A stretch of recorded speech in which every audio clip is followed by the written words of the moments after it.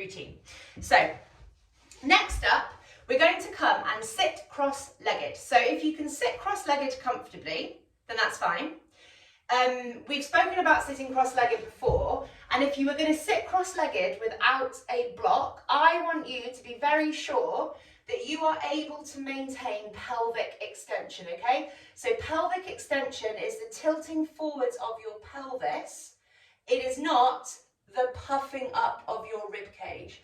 So I do not want to see you slumping backwards through your pelvis with this lumbar flexion, and then I say to you, sit up straight, move through your pelvis, and you just do this, which is what lots of people do. So the pelvis should not be tipping backwards. The pelvis needs to be tilting forwards. And if you struggle with that, this is where your block comes in, because the block is going to help angle your pelvis forwards more. That elevation through your hips will help you get pelvic extension, and it's going to put the work into your hips, not your back and your abdominals, which is what happens when everything kind of sinks backwards like so. I'm going to get rid of that for the camera though. So you can block yourself up as much as you need. You might need one block, you might need 2 blocks. Sitting cross-legged, and the most important thing in this exercise is that you keep both sides of your hip bones on the floor throughout. We are going to do lateral spinal flexion. So lateral spinal flexion is this side to side movement. I wanted to do other exercises, but because of the extremely narrow room, my options were limited, so I'm sorry about that. So what we want though is to make sure that those hips stay level on the floor. You might notice that as you put your left hand out to the left hand side like so, and you stretch your right arm over the top, you might notice that that right hip starts to lift up off the floor. Guess what's happening? Your pelvis is compensating. You're not getting a lateral flexion of your spine. So keep the opposite hip pushing down. The hand, oh, sorry, I've just had a pop-up on my computer. Oh, that was weird. Sorry, guys. Sorry about that. Can you all hear me okay? Sorry, I really don't know what happened there.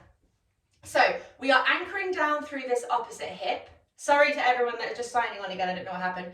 Pushing down here, hand comes out to the side, the right arm comes over the front, and you are just gently lowering yourself down, if you can, towards that left forearm. So you can see here, I'm lowering myself down to my left forearm, but I am not doing that with my right hip lifting up, okay? So you're finding your edge. Your arm is bending, but you might not get the forearm down to the ground, and that's fine.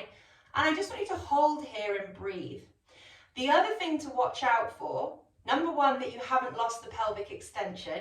So as you're doing this sideways sort of bend, have you allowed that pelvis and lower back to kind of slump backwards, or are you driving forwards through your pelvis as you do this?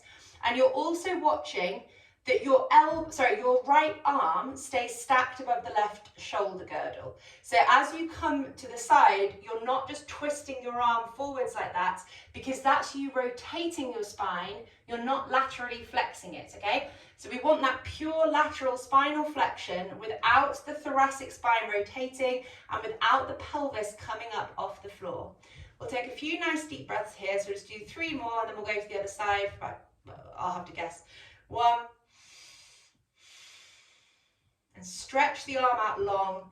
So regardless of how far over you come, woo, God, it's all kicking off today. This right arm can stretch nice and long to give you a nice side body stretch to the right hand side. 2 and 3, and come back up to center. So you are going to see a horrible disparity in my body as I do this on the other side. I cannot do this very well moving to the right hand side, so it's something I need to do more of.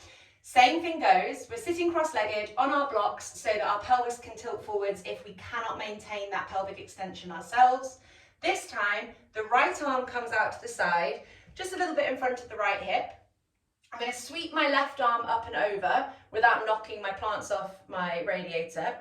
I keep my left hip pushing down into the floor. So this is where I come here, my left side very much wants to come off, and I've got to keep my ego in check because I can't get my forearm down to the ground, and I've got to focus on the hip pushing down, The other arm stretches out long, so this arm here is nice and active, stretching over my head, and I'm feeling that opening up through the left shoulder. So I'm not drawing my left shoulder forwards because that's thoracic rotation. I'm really imagining that I'm between two panes of glass in the side bend, breathing nice and deeply, and I'm pushing down into my left hip, using the power of my right hand to do so. So that kind of pushing and grounding through your right hand will help activate the muscles in the side body that are going to enable you to get this full-on side stretch.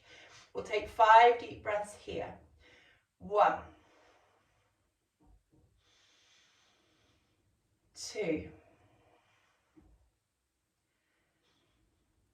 3, 4, and 5. Nice.